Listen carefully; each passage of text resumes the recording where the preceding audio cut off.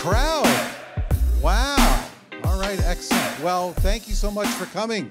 My name is Rob Schwartz. I'm the CEO of this fine agency called TBWAChiatDay right here in the city of New York. And all right, and welcome to the Disruptor Series. So we're really lucky tonight because we have Ilana Glazer and Abbi Jacobson who are on Broad City. And yeah, we're really lucky to have them. They're really incredible. I think one of the things that's amazing about them is that they obviously had an idea about how to do a show, and they didn't wait for NBC or Netflix to discover them. They just said, screw it, we're going to do it ourselves. And I think that kind of DIY attitude is really powerful, and it's very disruptive. And they've become this force, and it's swelling. And they're really on the rise. They have a very popular show on Comedy Central. And one other thing I'll say, which is quite amazing, is that they're young. I mean, they're your age, in some cases they're younger, much younger than me. But one thing that struck me about their program, their show, is that they have mastered so many comedy formats. They've got, you know, slapstick down. They've got observational humor down. They've got the buddy picture down. I mean, mastered. I mean, they're masters of it. So I think it's really powerful that they've done that. Doug's going to be here. He's going to interview them, and I think it's going to be a really special night. So without any further ado, a warm welcome for Abbi and for Ilana. And Doug, come on out here. A millionaire, I'm a young money millionaire, tougher than Nigerian hair. My criteria compared to your career just isn't fair. I'm a venereal.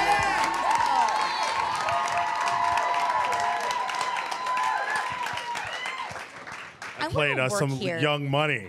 Oh yeah, you want to work here? What a cool office. Okay. We're so happy to see you here today. I'm trying to use the clicker. to I still be haven't here. figured this thing out. Yeah, this is so This is nice, so and your nice. office is lovely. You guys do this every day?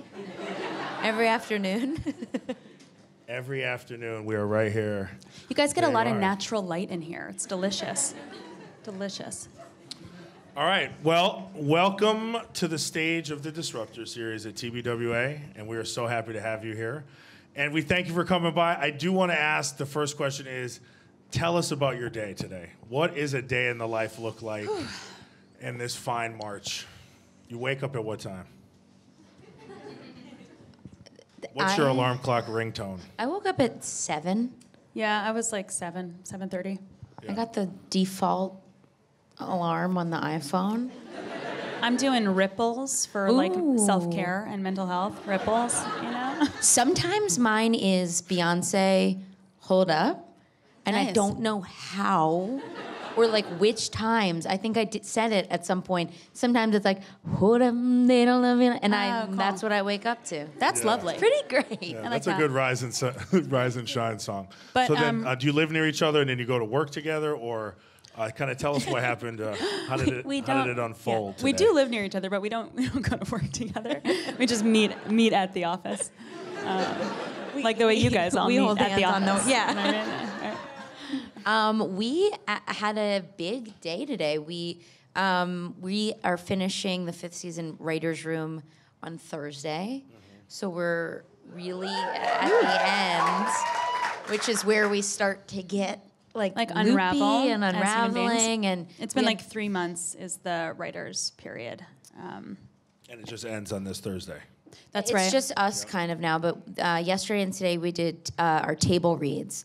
So we read 1 through 5 yesterday, 6 through 10 today, and it's sort of like another round of feedback and to hear the dialogue if stuff hits or not. And yeah, it was it's heavy. good. You know, it's like just like a lot, the writing period, and then you like go through them all and like see what you've done. But it's good because it pushes you to just say it out loud and get some feedback and just let it go a little bit. Well, that's great. So to prep for this interview, I did watch 63 interviews on YouTube. Unbelievably researched. Amazing. I have researched too much about all had 40 that many. episodes. Yeah, I know. I can't even believe that exists. Some of your understand. body language and some of them wasn't too hot, but you know, I'm sure. I could tell the interviews you were like, not today. into it. Not today. But This you one, know, I'll do this the whole time. so You'll you're- watch this one back. Yeah. And be Yeah. like, whoop. Yeah. Edit that part out. Edit that part out. So you have a big community of fans here at TBWA and the maker community. One thing I wanted to ask you is, how did you know, when going back to the beginning, how did you know you were funny? Like, because sometimes in the beginning, being funny is annoying or gets you in trouble and is not good. But how did you know that this was your superpower? Was it in, what age or kind of where do you realize the aha moment that this is happening? You go ahead. Well, I mean, I had an aha moment as a kid, and then I didn't pursue it for a while. I sort of detoured I did fine art in college, but I do have a moment. It was 8th grade, Conestoga High School. Who's in the house? No one? I wasn't even in high school. What am I talking about? In middle school, sorry. So in homeroom, Valley Forge. Okay. Pennsylvania. Anybody, just the whole state. Pennsylvania. Yeah, okay. There we go. So I don't know if you guys had student council. I was a student council representative for my homeroom. Yeah. And you would go to student council meetings like once a month. You'd come back to your homeroom and report on like what's going on in school. And so I don't know why I did this, but I would go to the student council meetings and I would come back the next morning, and instead of just reporting, I would do coffee talk from SNL, like Mike Myers, Linda Richman, like reporting what was going on in school as her, and it fucking killed. Like, it killed. Like, I did this. Other homerooms would come over, and I was like, I am completely imitating someone else's like bit, but that was the first time I was very supported in comedy, and then I didn't do it for 10 years, but still. That's cool. Okay. My brother and I just grew up making sketch videos. My family is pretty funny. My parents are funny, and we were just like, how like some dads are like, don't touch my stuff or whatever. Like my dad like got this camera and was like, yeah, you have it. This is what we got it for. And we just were like lost in the basement for hours and hours making stupid videos. I remember there was one, the Determinator instead of the Terminator, and it was like you determine. Like my brother Elliot was the Determinator, and he would like make me fart and pick my nose. What else is there, as a kid? Oh yeah, and also we had like 2 networks. We went from KRAP TV, which actually was my grandfather's network. My grandpa would make sketch videos that we watch now, and we're like, holy shit! It like really runs in the family. And then we got a little more serious and changed to GBS, Glazer Broadcasting System. I don't know. Yeah. So then you went to college. GBS didn't work out, and then you went to college. GBS folded. It was a merger. And, it was a merger. Yeah, NBC Grandpa. acquired them. Yeah. KRAP acquisition. And then you went to college, graduated, came to New York City, and then decided to join UCB. Yeah, I moved. I went to a school called Micah in Baltimore. New York, New York. Wow, it's an art school. Come on, advertisers. Anyway, I went there, came up here to actually go to Atlantic Theater Conservatory, which is a theater school for drama. Okay. And I went for 1 week. It was just not right for me. It was so heady. And then I found UCB. And when I met Ilana, you were in college still. That's right. I went to college with the. I thought we were like laughing before about the New York City sounds because they're just constant. Okay. It's in the ground. It's in the floor, right? Yeah, I have like a jackhammer underneath me. But yeah, I went to NYU for psych and child psych. But also, honestly, I couldn't even get into that. I got into like this like general studies program because I like went to public school or whatever, you know what I mean?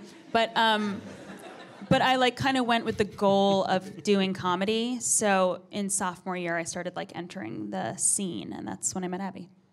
Okay, so at UCB, you were there for how long? Kind of walk us through that because you took a different path. So for those that don't know, UCB's actually been on the Disruptor Series.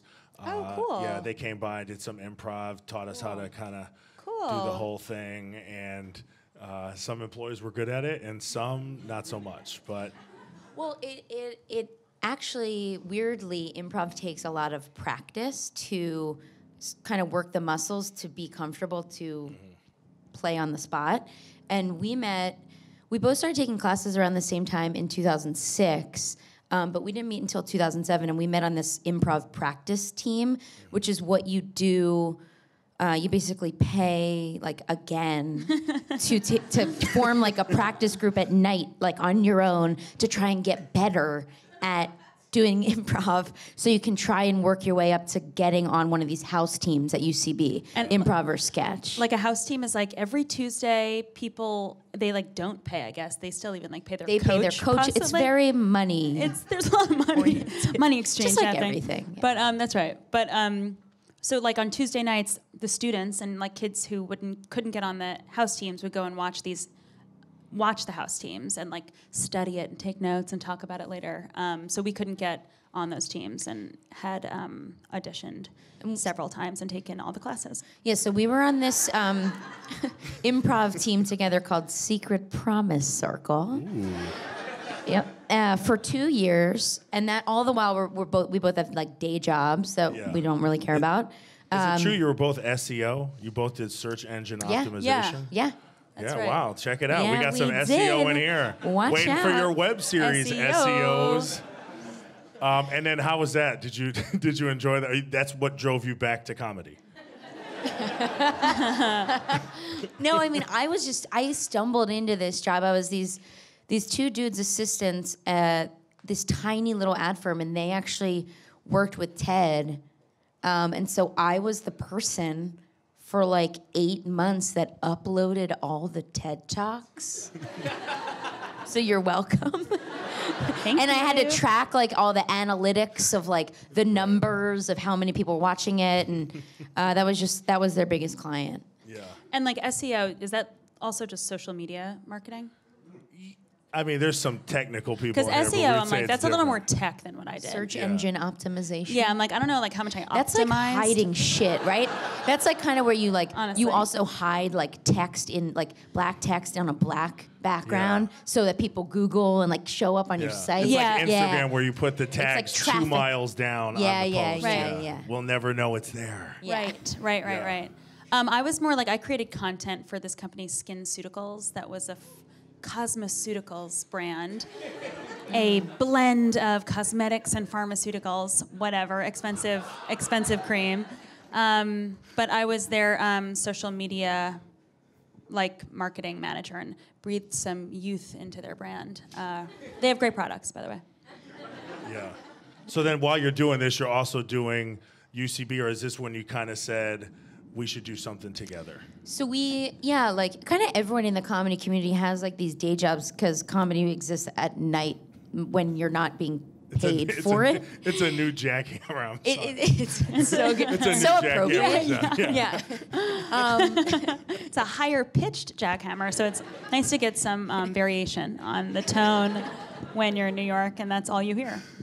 But yeah, we were working these day jobs while we were doing comedy at night, and we were at those jobs because, or you might have been at the bakery then, because Bird Bath Bakery. Oh yeah, hell yeah, because we met by my work in Midtown to talk about the title, which is why I know I was at SkinCeuticals. Yeah, so we had gotten to a certain point where we were like, what the fuck? Like, we can't get on these house teams. We were both like trying to audition for commercials and just like nothing. It's like very hard to find any sort of power. Like there was like, you feel helpless kind of. And I think our dynamic was what it is on the show. And we were just like, this is funny.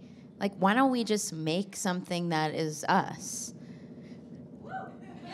I'm doing that about the jackhammer. She's talking about the I might jackhammer. just be up here. Do you guys hear it back there? Oh, cool. Okay. Yeah. No, I didn't know either because it's really a lot going on back here. People are trying to escape from the 5th floor is basically what it sounds like. But yeah, we like always talk about like this point that we were like, we want to be able to send our parents a link to our work because it is like, what are you doing every night, all night, spending all your money on? Like my parents came They each came to see an improv show, and like it can go well, but the statistics of it going well are so low that if your parents are coming, it ain't gonna go well. And even if it goes well, like going well is like means one thing to people who do it versus the audience is always like The audience is like, what? You know, like I honestly like audiences like short form, like whose line better. Long form, it's like for the performers. But anyway, yeah. So we got to this point where we were like, let's make something more permanent, and then we like turned inward and we're like, what if it were about us? And how hard was it to make a web series? Because I think that's kind of the first step for people that work here or in the creative industry is like, I'm going to make a web series. But in today's market, is it too saturated? Are people like one joke wonders? Because part of it's building characters. So do people give it enough time, or what was your experience? Because it worked, obviously. You got signed and now you're prime time. But what... I mean, it's so bizarre now looking like that web series are such Can a you believe how thing. far it got you? I mean, we started making it, started talking about it in 2009. So we've been doing this for these two characters, Abbi and Ilana, for quite a while now. But yeah, it wasn't, I think two guys we knew from UCB had this web series. Friends, very good friends. No. Nick Ross. Yes. And Tim something. And I don't, and they were, it was like, I think it was brand integrated. It was like there was some brand thing, and it was like, what is this cool thing they're doing? It was and truly... they were like, I'm like, and that's it. Like, I don't even know what other web series we were like basing it off of. Web series was like a new vehicle then. We did kind of get into a market early, actually, now that you say it, because like it really has changed. And there was a time where I was like, I thought that the web series market was too saturated, but I still don't know what's a better option, because at least you have a body of work and you push yourself to create content, and you know, you see something develop over time. I don't really think it's too saturated, because I mean, it's not what it was when we started, but it's also like, I think it's like a super valid way to make a proof of concept. Totally. Right? But like it was really without different. doing that, I mean, going in to pitch a show now, if we pitch something else, even just as like producers, and we had 34 episodes of a web series when we went into pitch, and it was like, yes, see, this exists. And now if you don't have that, it's so much harder to just talk about a character. Right. And it's not even like one of us. And it's then like it's so much more difficult. And then you are like still finding, like, say the show goes, you're still finding it in the first season. Whereas when we came out the gate, it was so like fully baked, because we had done that, you know, we had done all this like free work basically. It is, yeah, I think it is still like super useful. Yeah, so you had Amy Poehler. She was in your season finale, and you called her back from the UCB ecosystem, and she agreed to do it. So that was kind of a defining moment there. She agreed to do the final webisode. Yep. And then we like really got along when we met her, and she was looking to produce some stuff, and we were getting ready to pitch our show. We had written a pilot, and we're getting ready to pitch just in summer of 2011. And once we had her on the final webisode and it clicked, we were like, okay, we're going to ask her. Sure. But this was, I will just say, this was like absolutely batshit crazy for us. Like, we had never met Amy. Like, the theater's not, like, we're not, like, hanging at the theater with Amy. It was like Amy, like, the people on house teams, we were like, oh, my God. Right. You know, it was right. not, like, normal. It was crazy that she even did the web series. We were, like, telling, like, that was like, I think that was, like, the craziest email we've got when she agreed to just be in it, because that was such a change, where it was that validated the whole thing. You know, Ilana's job on the show, Deals.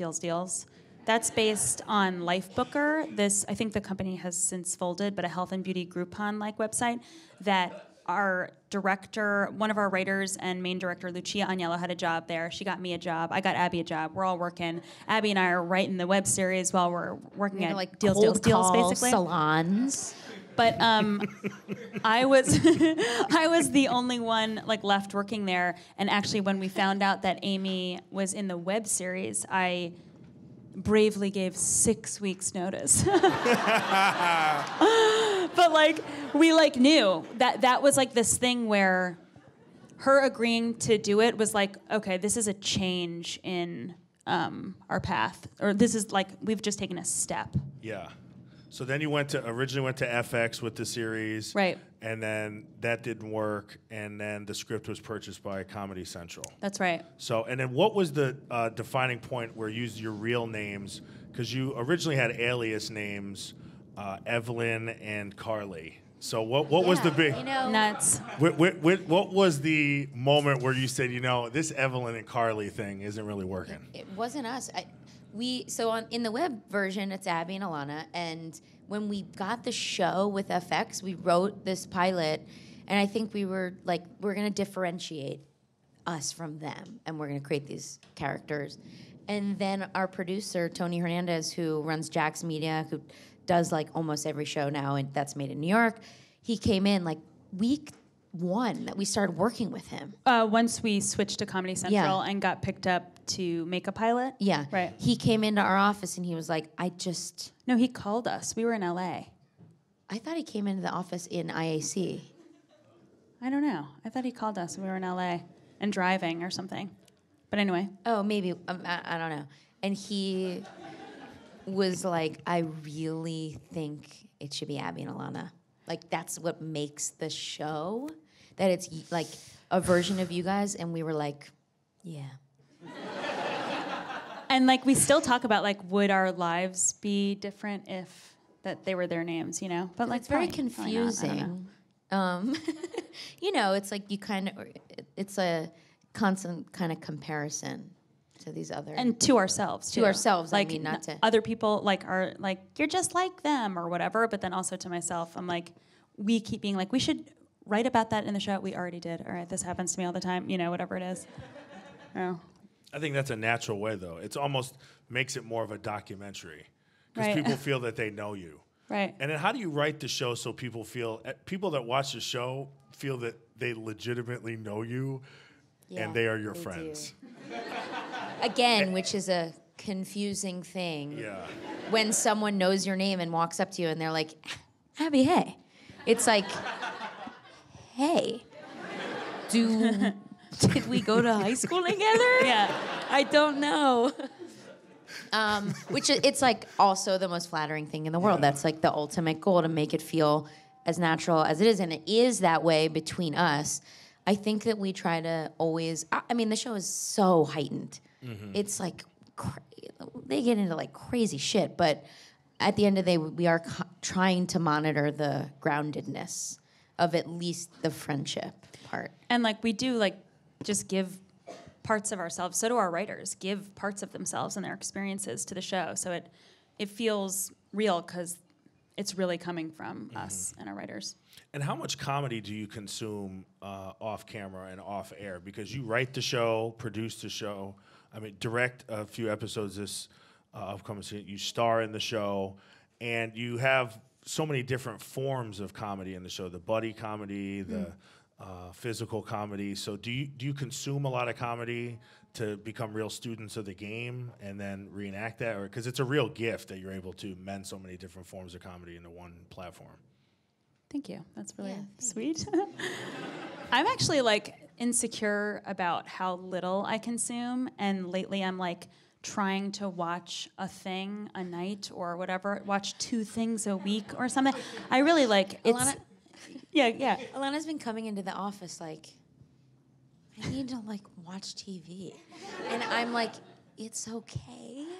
Like, it's okay that you don't. I'm like, dude, I watched the pilot of The Sopranos. It's like, it's 40 years old. What am I talking about?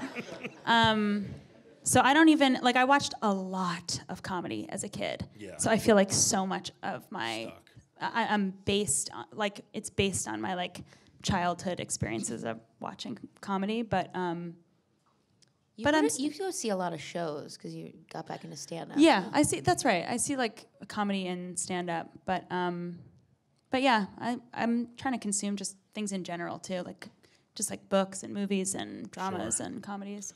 So how do you position New York? It's really a character in the show, but what part of New York do you go to get inspired? So if you have writer's block or you need to find a funny bit, do you have a go-to New York spot where you go, hey, we have to go to Beauty in Essex? I don't know, I'm just saying.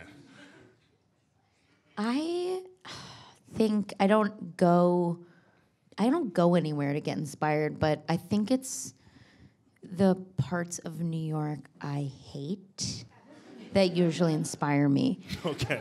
Not hate. I don't hate the subway, but like I like commute.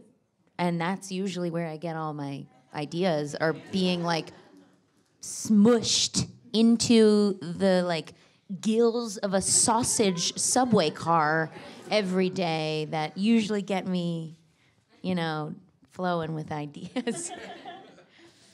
And you also have a good relationship with each other. Obviously, friendship is a big part of the show.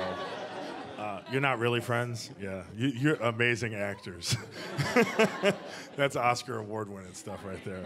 But the female friendship is not so often seen on TV, and I know feminism and kind of doing what's right and speaking your truth is part of the DNA of the show. But maybe you could talk a little bit about what you don't like about comedy or Hollywood, or just everything that's been going on with the portrayal of kind of us versus them, or men versus women, or people not being woke. There's just a lot of conversation. I'm a diversity officer, so a lot of these conversations kind of all land in one place, and the word has become so broad. But what is kind of your take, or in your world, is there something in particular that stands out, or a message that you want to convey about that? Because it's important, and now we're in the moment. I don't even have like a response. I just want to like dissect that for a second, which is like, we were talking about this backstage a little bit, like the wokeness and how different brands are like, we were talking about Lady Doritos backstage. Like that's literally like. That's what we're really looking to do, involved in campaigns like that. It's like, you see these like brand upsets when they like don't get it, like racially and gender-wise, like, whatever, the Dove thing and the Lady Dorito dust or whatever. It's like, what?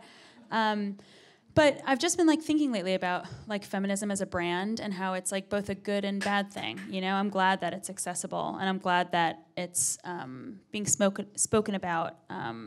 But it's also like our experience is so,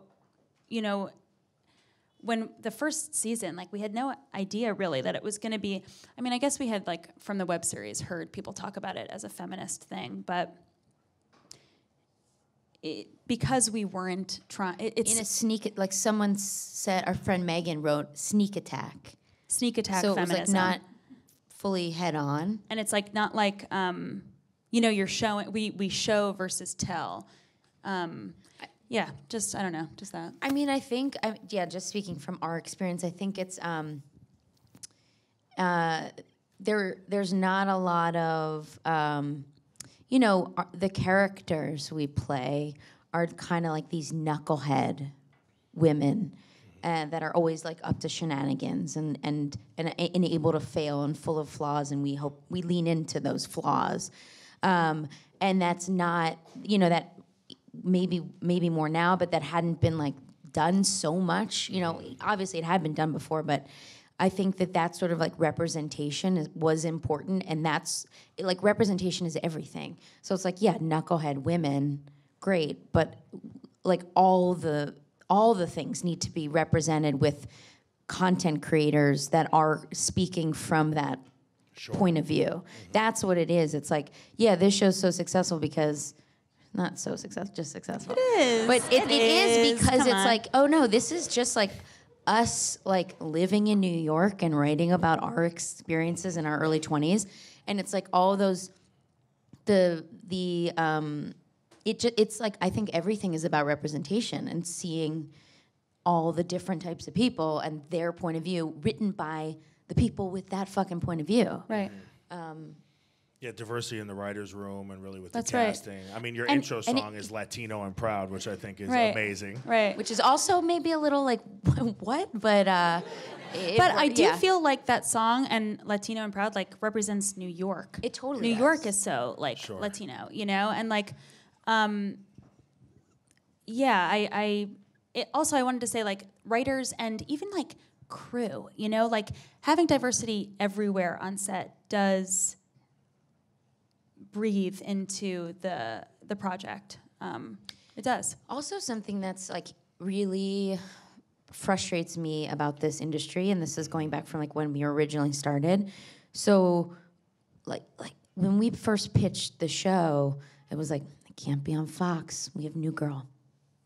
It can't be on HBO. We have Girls. It can't. Well, it could. FX passed on it because it was. They literally said it was too girly, the show, and it's like there can only be one female show And one, on like, per white- network. white and I'm girl like, show, what are too. we fucking talking about? Yeah, no, it's crazy. What are we doing? And it kind of is still like that. It's like, well, Insecure is on HBO. There can't be another show with a black female lead. It's like, what the fuck is happening? Yeah. Why? There's like how many, no offense, white dude shows? And they're never least compared to each two. other. There's We at were like, least two. we were There's at least two. we were constantly compared to girls, and we were like, this doesn't happen between Workaholics and It's Always Sunny It's Always or Sunny, any other right. show. Like, yeah, it's just like, yeah. I just want to add something because I like didn't have the thought completed before. The thing about crew being diverse, stuff like lighting for different skin tones, makeup and hair. Like crew truly is really making we've been talking lately about how people like sometimes treat their crew like, I don't want to have to talk to the crew. It's like, what? We're both like sort of like camp girls, so we like love team building, and you know, it's just like our crew like feels like such a camp. It's like a camp thing, and it feels like such like family. And also, it just really you can see it and feel it and hear it in the product. That's all. Yeah, it all. Where do you think that ends? Because it happens, sometimes with clients or. They don't want to put certain people in ad because it'll portray a certain point of view. So the default is kind of, white male. Default is the star and, the creator. And then one show or two more New York noises. Straight white male. Always default. Yeah, straight white male. So where do you think this ends? Or do we just chip away at it one show at a time? Or we just wait it out? Or can we do something, even all of us in here, that work with clients and brands and are influencers or makers, what would kind of be your overarching take on changing the demographics of television? It's chipping away, I think it's just a chipping away because it's just a chain of people fighting for something, and then it gets stopped. It ends at the person who ends that trying. Doesn't live beyond them. That's right. So it is just a chipping away and a constant, I think, perseverance. And it is kind of like, I think it's okay to constantly be bringing that up. Like, Right. it should be always brought up. Like, we have, when we go into prep mode, we have all these casting meetings. So, like, main casting, background casting. And it's, like, constantly, like looking at how this can be diverse. And, like, with everything, it is a constant conversation. And I think it's, like, okay to be, like, bringing it up. Yeah, and it's like appropriate for this time. Hopefully, it won't have to be such a like blatant, but thing in the future. But it is at this time. See, when I see you two, and I watched those episodes, I thought of Venus and Serena Williams because they needed each other, and they had to be. So boss. With that, You got some grand slams coming, but That is it's- so boss. Yeah, Oh they my needed- god. that I'm gonna ride on that. That's gonna keep me alive for like a couple months. Oh my gosh. Yeah, you need each other, and you also want equality. They always say, I'm not the best women tennis players, we are the best tennis players. That's right. And I think the default is always on that fact that they're women. So I That's like so what you're cool. doing for, you could pick which one's Venus and Serena. Yeah. We don't have to pick. Yeah. So one thing I wanted to cover is you had a Me Too moment on your set, and I want to read part of your tweet that Dave Becky, who was producing your show that was managing Louis C.K., was caught up in this whole kind of conversation. I wanted to read a quote from you, but I didn't know if you don't know the quote, so I was going to say I don't know if you want to talk on it before I read the quote or not. But I don't know if you tweeted it. I think you said it in you Instagram. Yeah. She put it on Instagram. But it doesn't have to do with Becky. That's why I'm confused. Oh, no, it was just the whole, I'm sorry, there's kind of two things going on here. One thing was, have you ever been, sexually harassed or anything on your stage and on set or in your life? And you had wrote a pretty powerful Instagram post on that. I'll tell you what it was. One extra was like, nice tits. And I was like, get him out of here. Does he not know what the deal is? That was rude. And another guy, like a sound guy, was like, and sound guys are like all up in your body all the time, clipping mics to your bra, basically. And he like made like this like gesture at me that like made me feel uncomfortable. And I was like, okay, this person has to be fired, obviously. And I was like contested about it, where it was like, do we really have to fire him? And I was like, yes, you do. Mm-hmm. So those are my like Me Too moments that I like remember on set. But I don't know, shit is like happens constantly, I think. And also like as the conversation becomes, again, this thing about like feminism as a brand, what's good about it is that it pushes conversation to the top, where like, you can like realize things that are fucked up sooner, that they're fucked up. So I don't know. Those were like my two little experiences. Yeah, I mean, it also like this movement also makes me realize, not just for myself, but our crew is full of women, and I want to make sure that we're creating this safe environment for them. The show is like such a process. It's like, yeah, when you see it, it's a show, but there's like a year that goes into making the thing, and involves so many people, and the environment that is created, we try to make it safe so that women or men would come to us with an issue like that. Yeah, it was actually reminding me that like we like talked about, I want to like make sure, we want to bring that up before we shoot again. Like, this is you can always come to us. And also like, you just said this, and I was thinking like men too, like, women aren't just victims. It's like a conversation about how to treat individuals. And also like men and women, it's so like polarized. It's just like, how do we treat each other correctly? And there is like there is a hierarchy where we are the show creators. So that is specifically, but that those like people shouldn't do that to people like another extra nice tits or whatever. But it was like also like, because I'm a woman, I'm seen as not in the position of power that I am. Yeah, someone had the nerve to say that to you, which means they perceived you as less than. Right. Because you are the show creator and star of the show. So yeah, I'm like, crazy. Didn't I hire you? You know what I mean? It's like, do you not get it? Yeah. So separately, you also have individual projects that you work on.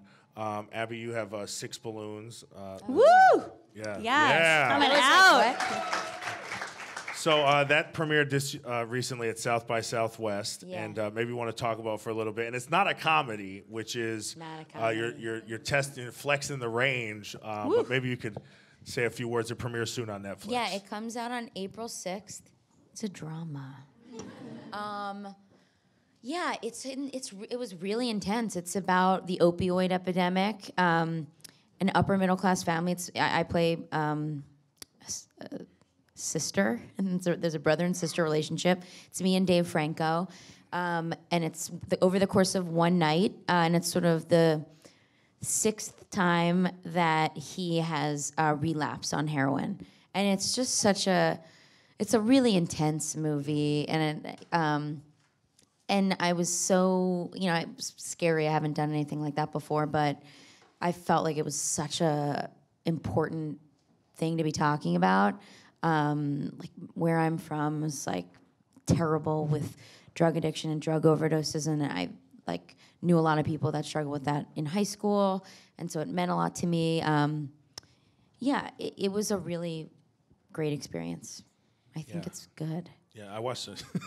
I mean, I think it's like a good little art film. We're going to have a screening for it here at the agency. You are? Yep. No, you're not. so Are you I'm really? serious, cool. yeah. Oh, it's really intense. Now I'm nervous. You want to come back and host the screening, we'll invite you. And you also have a podcast with the MoMA. Oh, yeah, So, I yeah, tell us do. about that, because Yeah. you're hanging out and looking at art, maybe was- with or without wine. I can't tell. I don't think I had any wine. Yeah, it was so incredible. WNYC Studios and MoMA. It's 10 episodes. They're all out. And it was this really incredible thing I did last spring where they let me like behind the scenes of MoMA. Each episode is a different like sort of body of work, like minimalism or video. And I got to invite friends. And then I also got to meet all these curators and go to the museum when it was closed. It was awesome. Yeah, real life.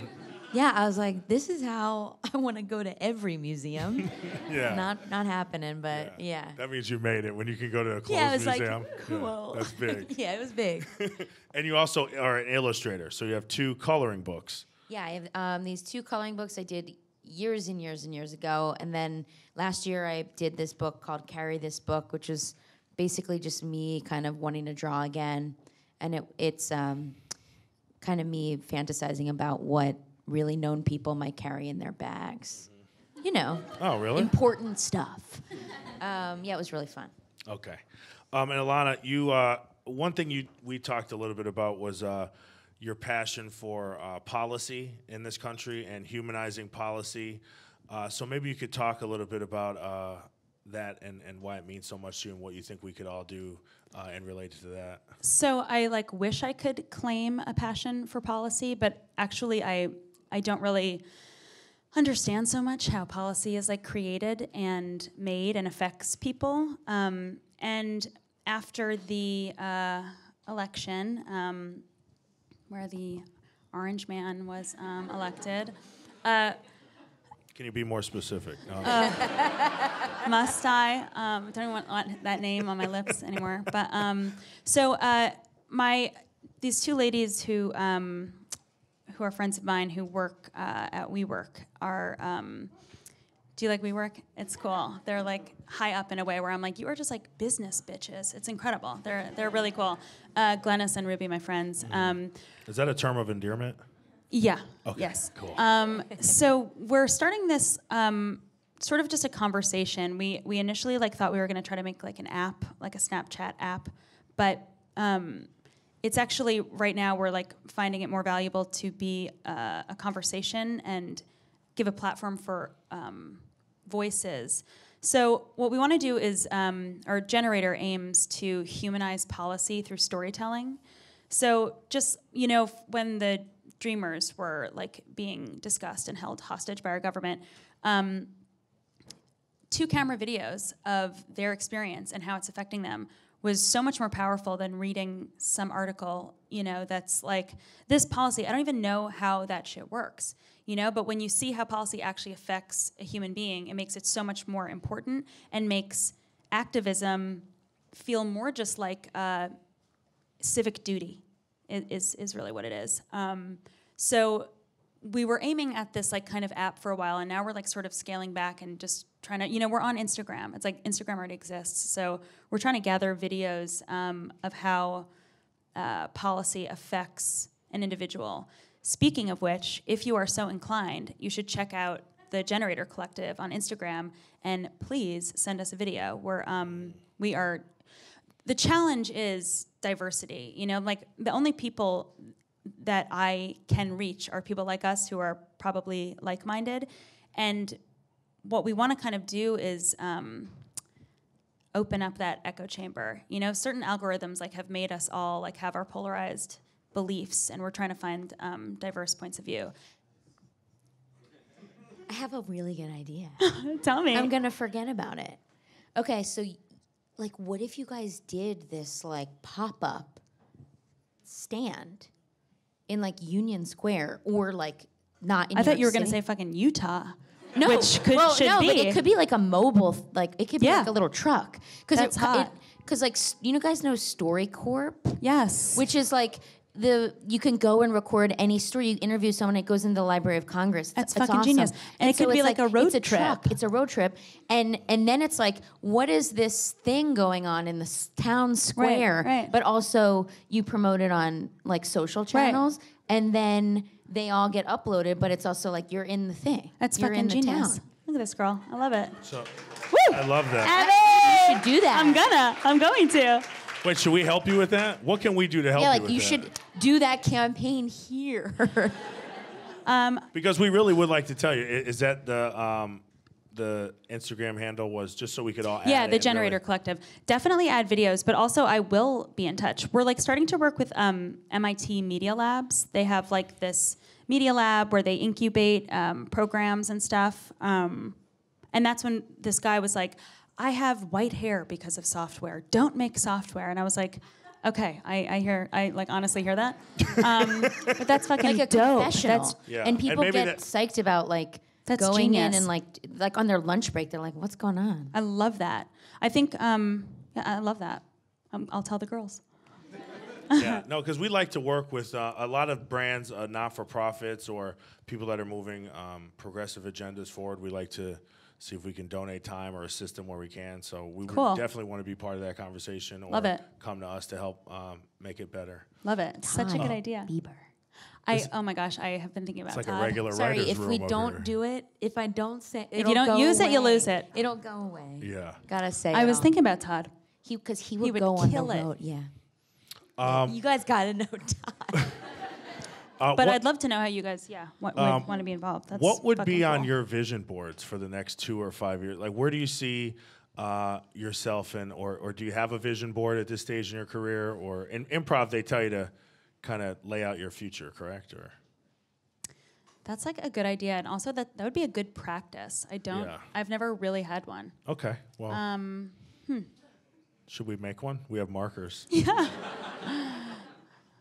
I don't have a vision board, but I don't even have like a specific things exactly that I want to do. But I think that like because Broad City has been this constant for like almost 10 years, the other things that I'm looking to do and I'm really trying to just go for them are all really terrifying. That's like the through line where it's like outside my comfort zone. Really, I want to try different things. And it's crazy that I have the opportunity to just do like the drama. I'm like, what am I doing?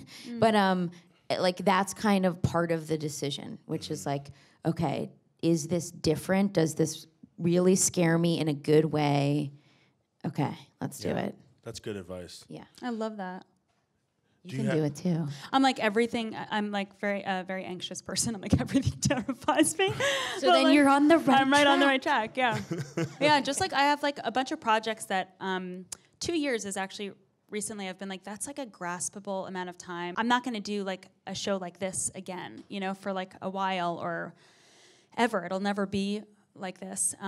So 2 years, like I see sort of like a host of projects being completed. So that's all. But they all terrify me. Yeah, oh, that's good. We should take a couple questions from the audience and then wrap this up. So we have maybe 1 or 2 questions from someone. Yes, my man in the back. Hi. So I always daydream about this time, maybe one day. So I'm curious to hear how it was for you. What was it like the very first day that you stepped either into the writer's room or on set when this was your show? What was it going through your mind? I remember the pilot, shooting the pilot was like the first time. We waited a while after the pilot to hear about being picked up. And it was, it's funny, it's like I want to say it was like a set. It was a set. But it was almost like a set for my real experience where I'm like, these people are like putting up lights and, walking around and somebody's coming up to me and like, it was surreal. But it was also, the fact that Abbi and I had done this at such a smaller scale, like grounded it, where we were like, she was there and I was like, no, this is actually very real. I think for me, weirdly, because we did the table reads today, the table read. Right. I remember a lot of the cast on the show were people we came up in with comedy. So we knew them, like Gemberling, who plays Bevers, is like we've known forever. Hannibal, we knew.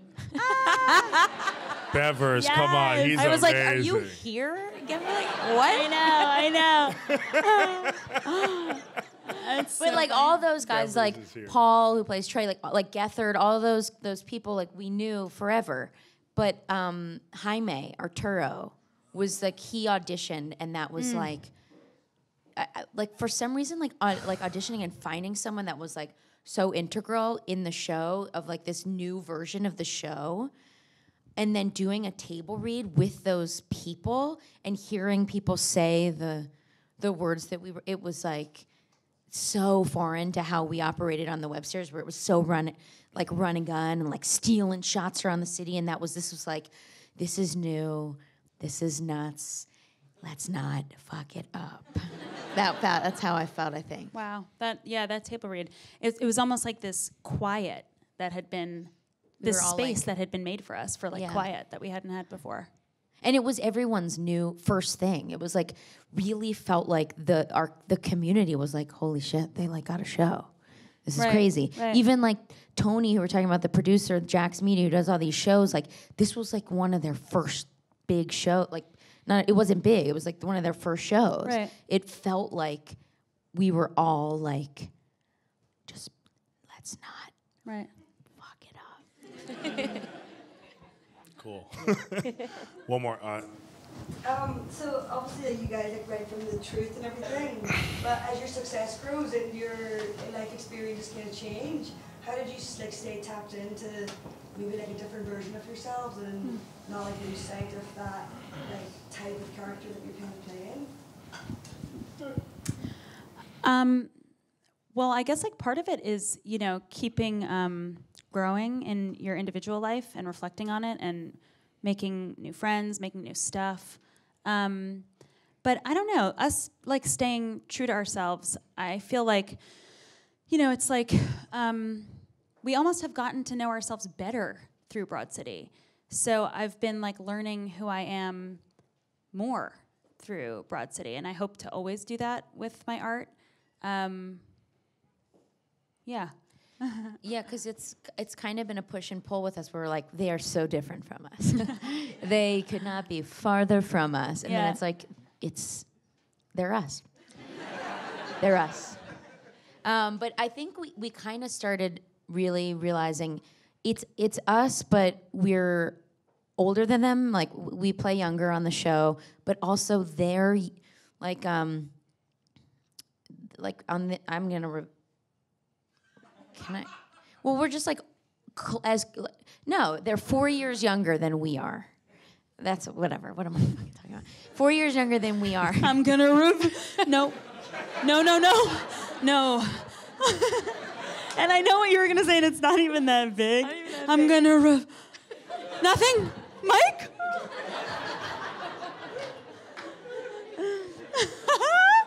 Reveal what? My age on the show. Anyway, they're 4 years younger than us on the show, but they feel more like it's always been like early 20s because it was once we got the show. We're like running a show, which is so different than what they're doing. So it's always been kind of like the mentality is like we have to tap into like early 20s. Because when we sold the show, I was 27 when we sold the show. I was 24. Yeah, so like that's crazy. Yes, it is. That's now that nuts. I'm 31, I'm like, 24-year-olds are You're idiots. not 31 yet. I'm 31 in April. Rounds up. Why are my you mother, rounding up? We're morbid. My family Oh my round up. God, We're like, it's rounding over. up? I'm 31. No. I'm 30. I'm 30. I'm 30. I'm 30. I'm 30. No, but yeah, it's been. We have like had to I've definitely processed myself way more because it's like, like what do. Also, it's so rare to get this platform. It is like I want to write about what I'm going through, and you have to because otherwise it's like shitty. Like in terms of diversity, like it's kind of your duty as an artist to share your experience because that's really what you authentically have. And also, as the show has gone on, the platform has become more distinct from us. I guess the show has gotten bigger than just the two of us and our experience. So we also like have increasingly put like society commentary on the show and on the characters. So that is how it's different from us too. It's kind of just because we couldn't stop thinking about it and talking about it in real life, though. Right. Yeah. Yeah, just like in real life, politics and comedy and society is all kind of lumped up together. That's right. Yeah. That's right. So, well, we want to thank you so much for your time today. Thank you all. Thanks. Thank you, guys. It is your time and your moment. Now, I have it's only the beginning, Venus and Serena. It's only the beginning. I saw but this. I made we got these dollar bills with your face on it, man. That is really cute. There's no women on money, so we had to at least. Thank you so much. And then we got that some is for you so right here. cute. Oops. Oh, there's your money. That is so cute. Thank you. So we just wanted to thank you so much for coming here today and being a part of our Disruptor series. We're going to screen your movie. We're going to spend your money. And there's a couple any last moments. advice or comments before we send you off to dinner? Advice? Yeah, anything. One tweetable moment for the audience. Perfect. Okay, thank you very much. You've been listening to the Disruptor Series podcast, brought to you by TBWAChiatDay New York. Craving more disruption? Visit us at TBWAChiatNY.tumblr.com.